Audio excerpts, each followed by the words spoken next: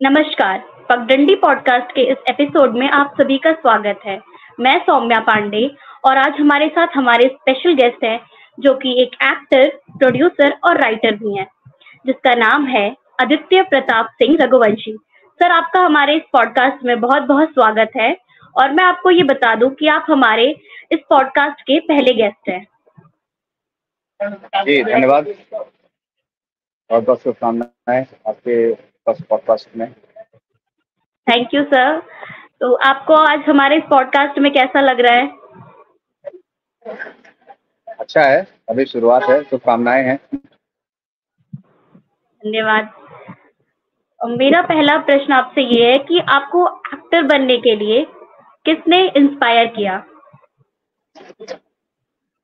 Inspire तो हर actor भाई अपने से सीनियर एक्टर्स को देखकर जिसको आइडियल मानता है, तो उसी को देखकर ही सबसे पहले उसके अंदर वो सपने जगते हैं कि वो भी एक्टर बने। लेकिन बेसिकली क्या होता है कि आपको स्कूल कॉलेज में ही समझ में आ जाता है कि आपका इंटरेस्ट कहाँ जा रहा है, लेकिन कभी कभार ये होता है कि आप उसको पूरी तरीके से एक्सप्लेन नहीं कर पाते हो। जैसे कहा ना, अपने जज्बातों को आप अपने लफ्ज़ों में नहीं ला पाते। तो जो एक्टर बनने का जो सबसे बड़ा इंस्पिरेशन था वो ये था कि भाई मेरे अंदर वो क्रिएटिविटी थी कि मैं एक्सप्रेशंस के साथ जो है सोसाइटी को कुछ दे सकूं, तो बस मेरे को वही इंस्पायर किया। तो सर, आपको स्टार्टिंग टाइम में कौन-कौन सी ऐसी चुनौतियों का सामना करना पड़ा था?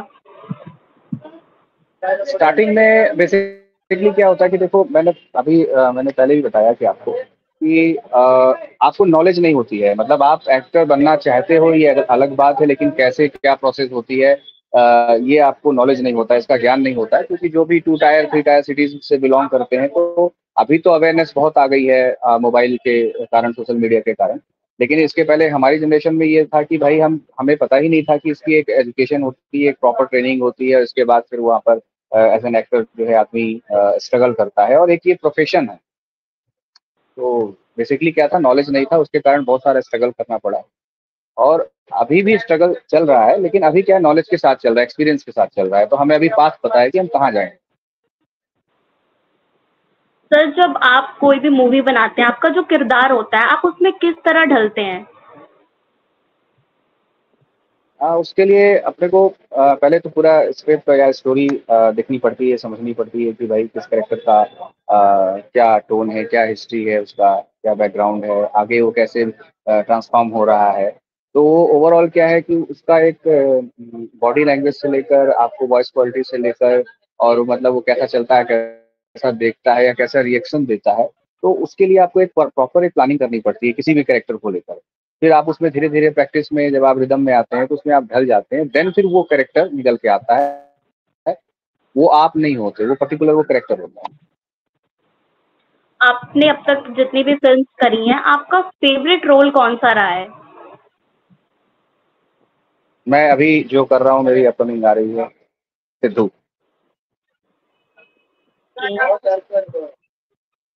अब तक का आपका एज़ एन एक्टर और एज़ एन प्रोड्यूसर कैसा एक्सपीरियंस रहा? मतलब एज़ एन एक्टर तो ठीक है, वो तो मैं अभी फ़िलहाल बहुत ज़्यादा उसमें हमने काम नहीं किया है। लेकिन बीइंग ए प्रोड्यूसर मैंने काफ़ी कुछ काम किया है इंडस्ट्री में। एड्स बनाए हैं, कुछ जो है जो आपके ओटीटी के जो शोज़ आते हैं वो बनाया हुआ है। फ़िल्म तो बनाई ही है, अपकमिंग फ़िल्म भी आ रही है। तो एज़ एन प्रोड्यूसर मेरा जो वर्क प्रोफ़ाइल है वो ज़्यादा स्ट्रॉन्ग है, और मुझे मज़ा भी आता है एज़ ए प्रोड्यूसर काम करने में। और एज ए राइटर तो राइटर हूँ, जो मैं क्रिएटिव आपकी हूँ, तो उस चीज़ पे यस। जो आपकी प्रोफ़ेशनल लाइफ़ है और पर्सनल लाइफ़ है, आप कैसे मैनेज करते हैं? ये एक टफ टास्क है। क्रिएटिव पर्सन जो होता है उसके लिए 24 घंटे भी कम पड़ते हैं। और अगर आपका काम चल रहा है तो उसके लिए आपको पूरा फ़ोकस अपने काम में रखना पड़ता है, क्योंकि आप कोई दुनिया नई बना के दिखा रहे हो। तो उसमें बहुत बैलेंस होना चाहिए उन कैरेक्टर्स पे या स्टोरी लाइन पे, उसकी कॉस्ट्यूम पे, जगह, लोकेशन, कल मतलब ईच एंड एवरीथिंग। मतलब आप इस तरह से समझ सको कि रचयिता हो आप उस दुनिया के। तो आपको बहुत फ़ोकस रहना पड़ता है। उससे कहीं न कहीं आपकी जो पर्सनल लाइफ़ होती है, वो नॉर्मल लोगों से थोड़ा हट के चलती है कि भई समय की कमी कहा जाए तो वो रहती है। जैसे कि कोई भी आपकी फ़िल्म आती है, तो उसके लिए जो भी मतलब रिजेक्शंस या बैड रिव्यूज़ आपको मिलते हैं, तो आप उसको कैसे हैंडल हम्म, करते हैं? हम तो सीख रहे हैं, वो तो मिलना स्वाभाविक है। बड़े बड़े लोगों को मिल रहे हैं तो हमें मिलना तो स्वाभाविक है, तो ये इससे फर्क नहीं पड़ता है। फर्क इस बात से लिए पड़ता है कि भाई आगे ऐसा नहीं होना चाहिए, आप इसमें इम्प्रूवमेंट करें। तो वो आपका बैड रिव्यूज आना बहुत जरूरी है, और उसको सुनना भी और उसको पॉजिटिव वे से अपने अंदर अडॉप्ट करके इम्प्रूव करना, ये एक बड़ी बात होती है और इसको करना भी चाहिए। अ, ऐसी कोई स्टोरी या फिर कोई ऐसी मेमोरी है आपके सेट की जो आप हमारे साथ शेयर करना चाहें?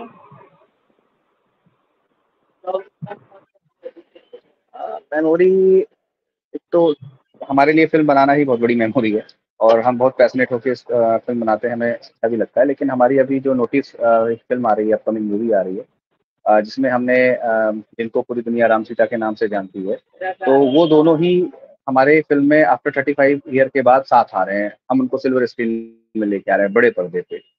लेकिन एक जो सबसे बड़ी बात ये है कि एक बार अरुण जी को पुलिस चेजिंग सीन में जब उनको वो पकड़ने आती है, तो अचानक ही जो है, जो जीप होती है पुलिस की, वो उसका वो मतलब बैक गियर उसका लग जाता है, तो अरुण जी को हाथ में चोट लग जाती है, उनके एल्बो पे। तो इसके बावजूद मतलब कि शूटिंग उन्होंने नहीं रोकी, और वो पूरा दिन उस पे शूट करते रहे, और मतलब पेन के साथ। तो हमारे लिए ये एक बहुत बड़ा मेमोरेबल इंसिडेंट था, कि जिसमें हमें ये लगा कि देखो कोई व्यक्ति कितना पैशनेट हो सकता है अपने काम के लिए, और हम जैसे नए लोगों के साथ, तो सोचो मतलब कितना सपोर्ट किया होगा उन्होंने हमारा।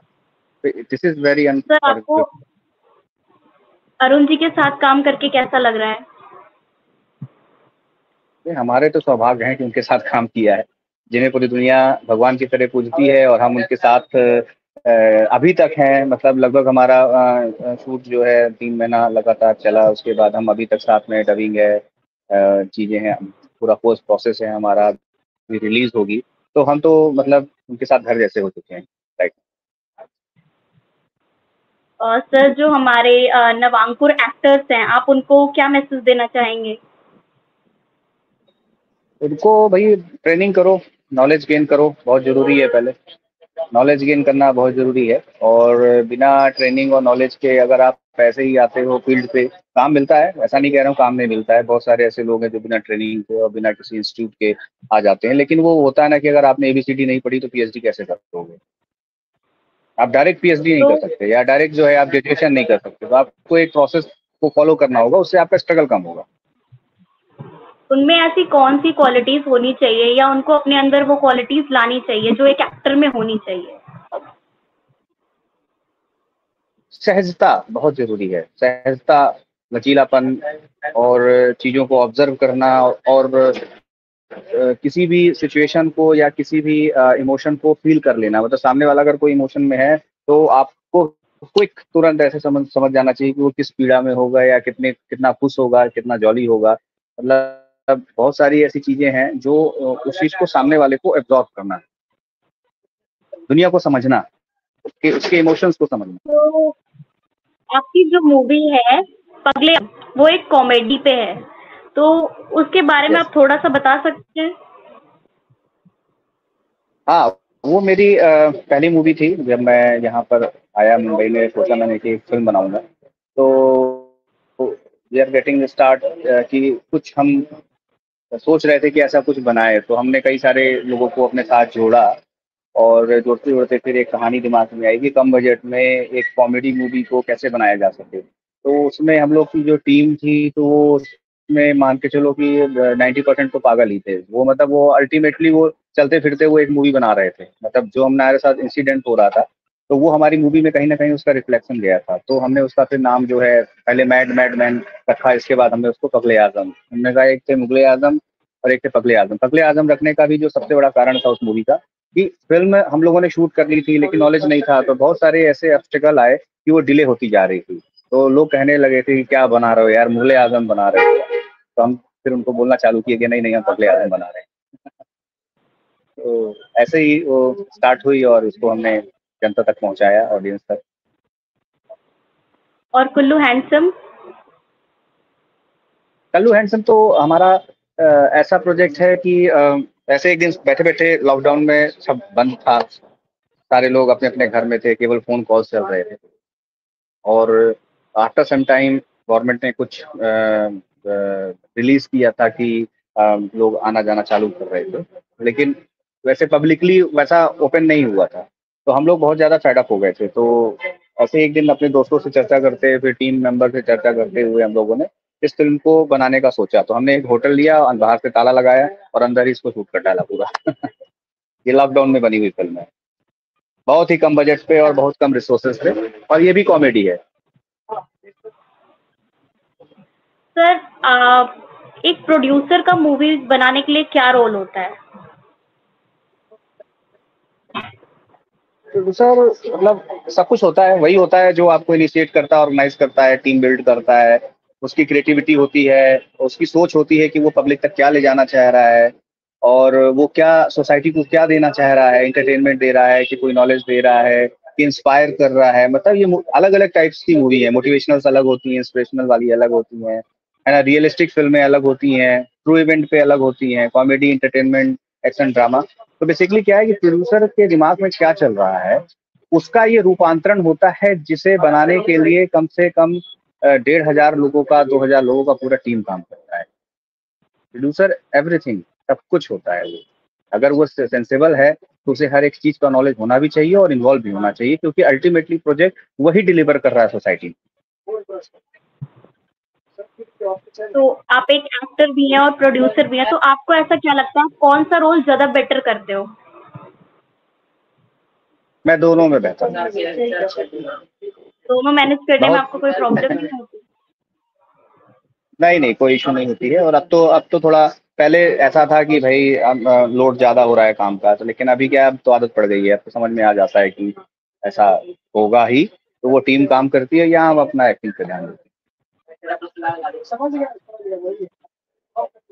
सर, सेट पे जब आप होते हो तो आप दूसरों के साथ कोऑर्डिनेशन कैसे मेंटेन करते हैं? हैं। किस सेंस में, एज ए बॉस कि एज एन एक्टर? बोथ। तो एज एन बॉस मेरा पहले से डिफाइंड रहता है कि आपका शेड्यूल प्रॉपर होना चाहिए और टाइम से चीज़ें निकले, उस पर मेरी नज़र रहती है। मतलब मैं एज एन एक्टर काम भी कर रहा हूँ तो मेरी नज़र रहती है उन सब चीज़ों पे। मतलब मैं चलते फिरते वो ध्यान दे देता हूँ, रीचेक करता रहता हूँ कि भाई आपका काम टाइम से हो और बहुत पंक्चुअल स्टेटस पे हो। वो बहुत ज़रूरी है प्रोड्यूसर्स के लिए। तो एज एन प्रोड्यूसर कभी मैं रियल लाइफ में ज़्यादा, कभी रियल लाइफ में ऐसा हुआ है कि आप जो आपका रोल रहा हो आप वही रियल लाइफ में प्ले कर रहे हो? हाँ, मेरे अभी अगर मेरा फनी वे देखेंगी कि मैं कितना मतलब थोड़ा सा फनी टाइप का आदमी हूँ, तो वो आपको पगले आज़म में दिख जाएगा। और नोटिस जो मेरी आने वाली जो फ़िल्म है, उसमें आपको समझ में आ जाएगा कि कितना इमोशनल और करेज वाला व्यक्ति है ये। तो कहीं न कहीं वो मैं अपने अंदर ही ढूँढता हूँ उन कैरेक्टर्स को, और उसी तरह मैं उसको फ़ॉलो भी करता हूँ। सर, आपको आपकी आने वाली फ़िल्म के लिए बहुत-बहुत बधाई हो और हमारे साथ ये पॉडकास्ट करने के लिए बहुत-बहुत धन्यवाद। जी, थैंक यू सो मच और ढेर सारी शुभकामनाएँ हैं आपको कि आपका पॉडकास्ट थैंक यू। कंटिन्यू ऐसा ही चलता रहे और आगे बढ़ते रहें आप। ओके, नमस्कार। Thank you sir.